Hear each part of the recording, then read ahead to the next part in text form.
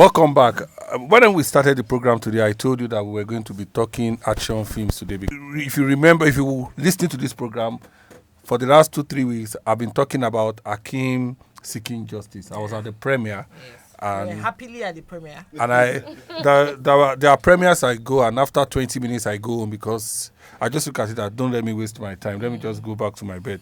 But I waited to watch the film. And I'm happy the way Deyemi really talks about a project the way he has been talking about it. I remember that I was at another photo shoot that he was doing for another project, and he said clearly to everybody there that this is the best production that I've been in a long time.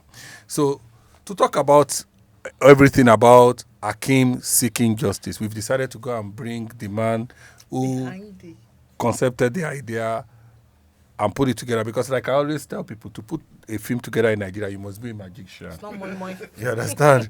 You must be a magician. You must not be thinking straight. You understand? Because it's a lot of risk. So we are here today to talk to JJC. JJC is multi-talented. A lot of people who are in the studio were too young to know JJC. If you know him, you'll be jumping to what he has achieved in the industry. Let me say he has conquered the music industry, and now is in the movie industry. And it's conquering. And it's conquering because he has, you understand. So let me first of all ask you. Deyemi told me that when you first gave him the script and he read it, that he put a call to you and said, "Guy, are you sure that you can achieve this? That because I don't want to look stupid." And action films you understand? Done. So, what came to your mind? What was the motivating thing pushing you to create this movie?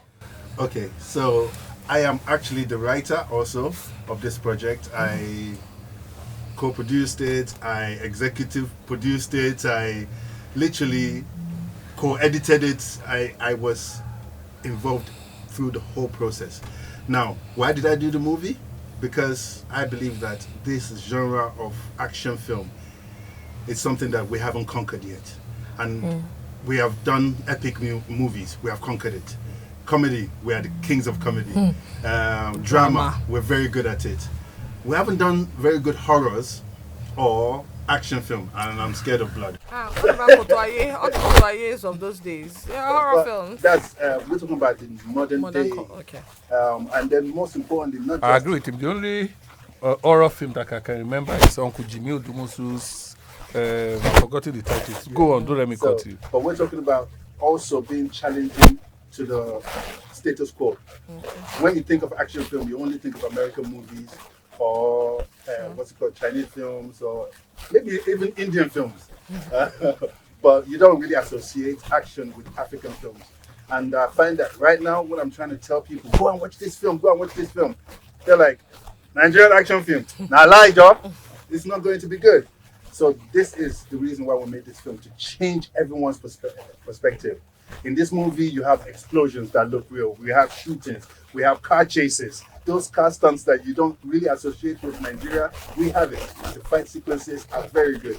And we have superstars in it. So, yes, that's the reason. Now, the core behind the story is very simple. And I will throw it back at you guys. If someone hurts the one you love, killed, maimed, or whatever, and you have the chance to have justice or revenge, and anyone you choose, you can get away with it. Which one would you choose?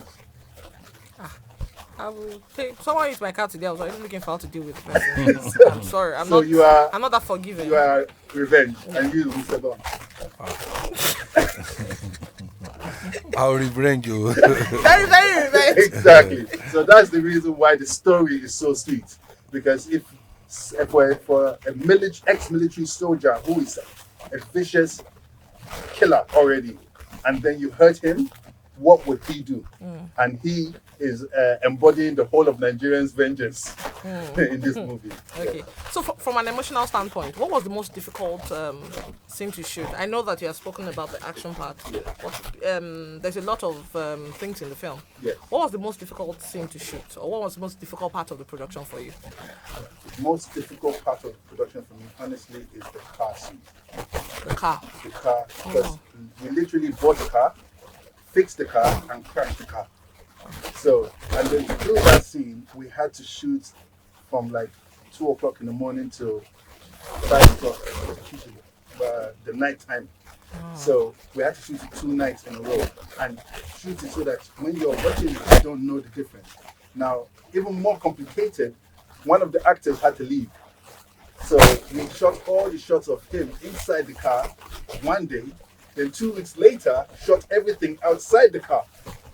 And then I had to join it together to make it work. So it was it was very difficult. Okay, now, a lot of people are scared of going out of the extraordinary, especially when funding is a big issue in Nollywood.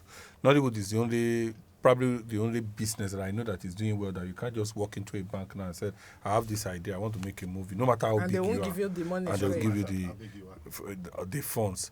So, were you not scared putting in other people's funds into a project that it looked as if you were taking a gamble? Okay, so in this kind of business where it's very capital intensive, you need to show proof. And one of the things that I did in the beginning, when I wrote the story, it's nice to have a script. If I come to you and say, hey, it's this script, you look at it just like DME looked at it. He said, nah, this is not possible. You can't shoot this. It's impossible. It's too expensive, or so many other things. But me, I saw it differently. First, I invested in myself, in my dream. So I footed half of already bill of the movie, like cash in. And I shot the film. I literally got some upcoming actors, got some stunt fighters, shot the whole film, edited the whole film. Then I went to start presenting it to investors and say, watch this film. Now, if I get DME, Zubi Michael, Choma, and all of these people to play these roles, it will be a huge success. Believe in my dream. And they believe. So nowadays, there's other things that I'm using now. Like, for instance, I'm working on the sequel of this movie already. Now, instead of me worrying about getting actors, I'm using AI to recreate the scenes and tell my stories. And now I even posted something like about 2 weeks ago of like a 2-minute movie of the sequel, something that you guys might even see in the next movie. And now it's possible. So show proof. Go create something, show your investors, and people will believe in you if you really work. Okay, now let me ask you. A lot of people are scared to go to the cinema, especially when you're not a woman. Because I know that you can't. I know you dance. Wow. At least I still remember the video of Awu and the group dance. You understand? But a lot of people believe that what sells our films in the cinema are the amount of dance you can dance and the rest of it. Did that scare you in trying to take this movie to the cinema? What was your main source of marketing? What was your main... So I'm not scared of marketing. I didn't, honestly, to be honest, I actually did not plan this movie for cinema. I did this movie for a streaming platform.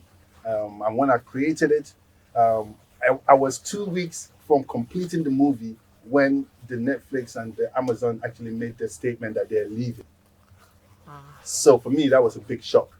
But thankfully, while I was shooting the movie, I had promotional ideas running. So I actually got DME into the studio and I recorded a song for him called Seeking Justice. I also grabbed Nino, Zubi Michael, and Skills, put them in the studio, did another song called War. So those songs, I've been using it to, I guess, push. And they are doing the singing and dancing. I am just doing what I do best, which is camera. And then using skits and doing content online. I think it's second. But yeah, if you guys don't go and buy my tickets, yes, I'll dance. I'll dance. What do you project that the film is going to make? I honestly do not know. I cannot. What are you hoping for? What I'm hoping for is to make my money back and to make a statement. The most important thing, make my money back and make a statement. Those are the two things. And I'm not going to lie, we are now over probably 500 million in investment, deep. So my legs are shaking. But ultimately, I believe that it's something that once people know what is happening, they'll buy it. But I guess the economy also has a big impact on what's happening. So I was at the summit yesterday where a lot of creative people were talking about the creative economy and the fact that financing is a big issue. Yes. Now, some of the government agencies that were at the summit kept saying that data, structure, information is not readily available. Now, so if, for example, you want to put any money into a film, there is no clear-cut way that the money is going to come back. For example, you take a film to the UK. A lot of them are saying that even if you take a movie out of Nigeria, how do you repatriate the funds back to the country? Issues like that. You know, these were the issues that were raised. And Okay. that do you agree with them, that with the government, that they don't understand Nollywood enough to invest in the industry? Well, I think they understand the industry enough to increase our taxes. So let's not beat around the bush. Like, Nigeria is a difficult country to operate any business. For us, it's literally do it yourself. I come from the Afrobeats, and we only survive in Afrobeats because it's a do it yourself business. And that's the same thing I see in Nollywood. So they help us, they don't help us, we are still going to do it because Nigerians are very, very focused people, and we'll find a way. Okay, let's end this this way because on radio time goes so fast. Yeah. I'm enjoying the conversation, but let's end it this way. Okay.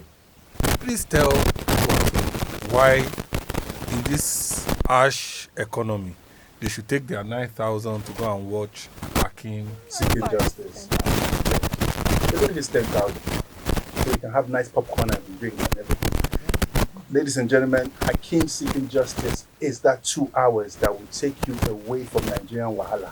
For that 2 hours, you're going to be blown away. I'm going to take you straight from Nigeria into Hollywood. And you'll be like, hold up, is this Nigeria? Are we actually doing this?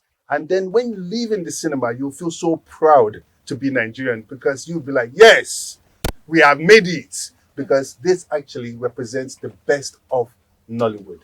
Hakeem Seeking Justice is in your cinemas, and it's a groundbreaking movie. Is action going to be your mainstay, or are you going to dabble into other genres? I don't want to give away my secret sauce for my next project, but it's not going to be action. It's going to have action in it, but it's another genre that people have ignored, and I'm going to do something magical. All right, thank you so much for coming.